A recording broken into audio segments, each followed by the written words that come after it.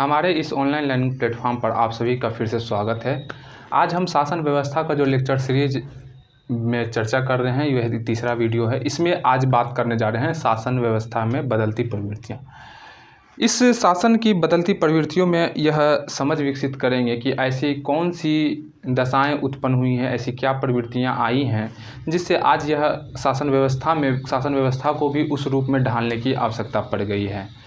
इससे सबसे पहले चर्चा करते हैं कि ब्रिटिश शासन के 1947 से पहले के 1947 से पहले ब्रिटिश शासन की मुख्य भूमिका क्या थी। इन समान एक प्रश्न पूछा जाए तो 1947 से पूर्व ब्रिटिश शासन की भूमिका क्या थी? शासन करना या सत्ता स्थापित करना। और आज के जो सरकारें हैं उसकी मुख्य भूमिका क्या है? तो जवाब है कि ब्रिटिशर्स के समय मुख्य भूमिका उसकी थी सत्ता स्थापित करना। वर्तमान की सरकारें में सत्ता स्थापित करना मुख्य भूमिका नहीं है।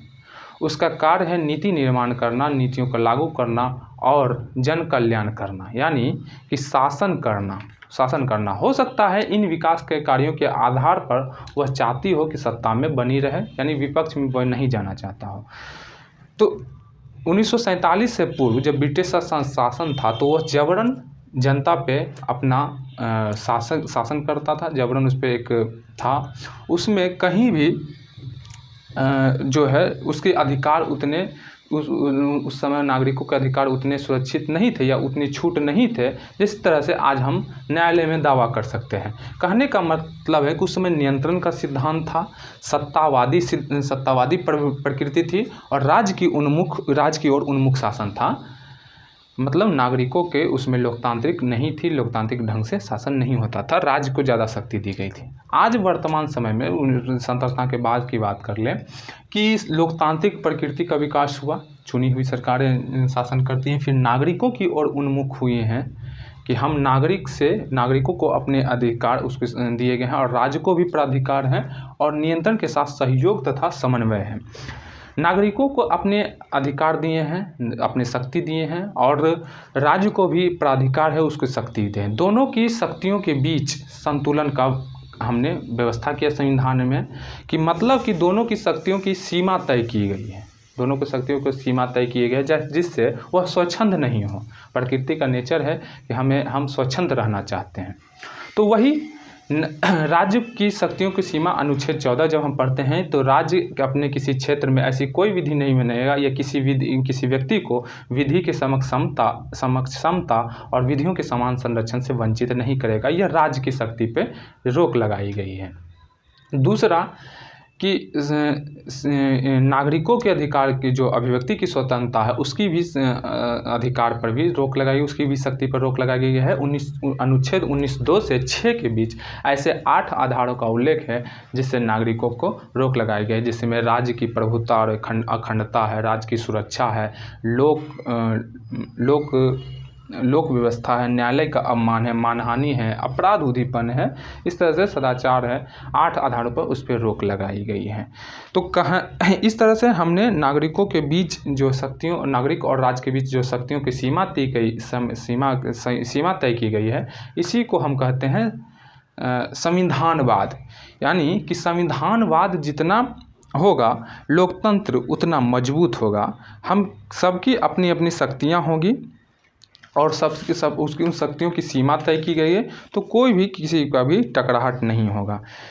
फिर एक बात कर लें कि दूसरी घटना जो है इस तरह के बाद स्वतंत्रता के बाद की जो एक मेजर घटना है 1991 के बाद भी परिवर्तन हम देखते हैं। इसमें सबसे मेजर घटना है कि सोवियत संघ का विघटन। सोवियत संघ के विघटन के बाद जब शीत युद्ध की समाप्ति हुई तो विश्व का ध्रुवीकरण समाप्त हुआ और 1991 में फिर एक हम लोगों ने भारत देश ने आर्थिक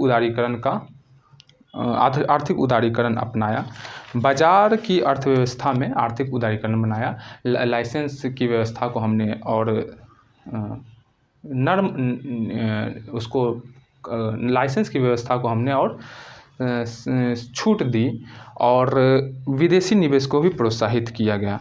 बाज़ार हमारे लिए महत्वपूर्ण होता चला गया। जैसे कि बात कर लें, बाज़ार में क्रेता विक्रेता होते हैं, तो कैसे बाजार ने भी शासन व्यवस्था को एक प्रभावित किया है कि जनरली 1991 में आप सुनते होंगे अपने घर के बड़े बुजुर्गों के कि एक बड़ा मोबाइल होता था जिसमें इनकमिंग कॉल के भी चार्ज होते थे, प्रति मिनट 25 रुपये। अगर एक बार कॉल उठा करके आप सिर्फ हेलो तक कहा तो वह 25 रुपये चार्ज करते थे। और उसके बाद फिर क्या है, धीरे धीरे इनकमिंग कॉल की चार्ज जब ख़त्म हुई तो फिर रोमिंग की चार्ज आई। इस तरह से फिर धीरे धीरे जैसे जैसे क्रेता की मांग बढ़ती गई है वैसे वैसे विक्रेता को झुकना पड़ा है। और आज आप एडवर्टाइज में किसी कंपनी को देखते होंगे तो उसमें प्रति पैसे सेकंड के मतलब या मिनट के हिसाब से वो कॉल चार्जेस को अपने दिखाता है। तो कहने का अर्थ है कि उपभोक्ता के फेवर में विक्रेता को मजबूरन आना पड़ गया। तो बाज़ार की भूमिका बहुत तेज़ी से हुई है। तो हमारे निजी और सार्वजनिक जीवन को भी बाज़ार ने प्रभावित किया है। दूसरा एक बात कर लें कि जीवन को प्रभावित किया तो राज्य को भी प्रभावित किया, विश्व स्तर की घटना भी हमारे शासन व्यवस्था को भी प्रभावित किया। जैसे कि भारत की प्रति व्यक्ति आय बहुत कम है, लेकिन भारत ने पिछले वर्षों में अपने जो है अब तक में वह प्रतिरक्षा पर अपना बजट जो है बढ़ाया है। अब $46 बिलियन प्रतिवर्ष हो गया है प्रतिरक्षा पर व्यय। इसका कारण है कि चीन ने पिछले 15 वर्षों में अपने जो है रक्षा पे 500% की वृद्धि की है।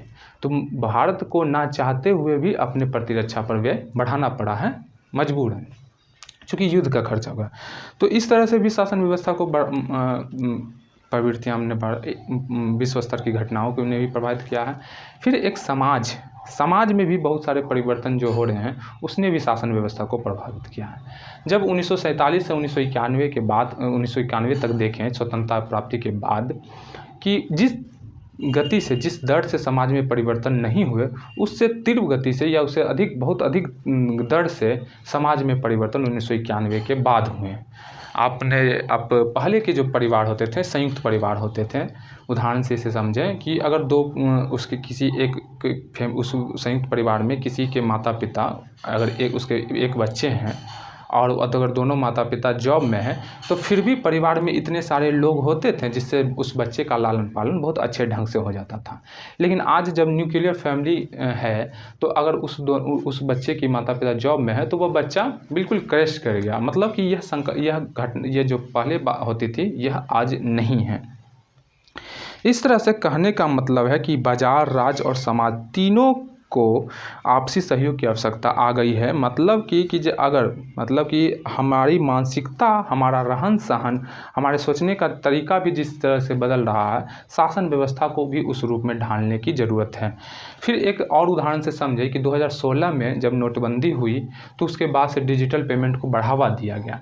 लेकिन 2016 के बाद से अब तक जो है 36% की जो है साइबर अपराध में वृद्धि दर्ज की गई। कहने का मतलब है कि भारत में जो है साइबर अपराध की भी एक घटना जो है बढ़ गई है। तो अब इन्हीं सब कारणों से कह सकते हैं कि for this purpose we need not administration, we need management. लोक प्रबंधन की संकल्पना यहीं से विकसित हुई है और यहीं से यह शासन व्यवस्था की जो प्रवृत्तियाँ बदली है शासन व्यवस्था में, इसी के आधार पर हमारे प्रश्न का ये स्वरूप होता है कि शासन व्यवस्था की बदलती हुई प्रवृत्तियाँ क्या है और किन कारणों से ऐसी क्या बातें होंगी, ऐसी क्या घटनाएं हुई जिससे एकदम से यह अचानक से चेंजिंग देखने को मिलता है। यही इस टॉपिक का मुख्य आधार था, मैंने आपके साथ चर्चा कर दिया है और आने वाले वीडियो में फिर हम ऐसे कुछ महत्वपूर्ण टॉपिकों पर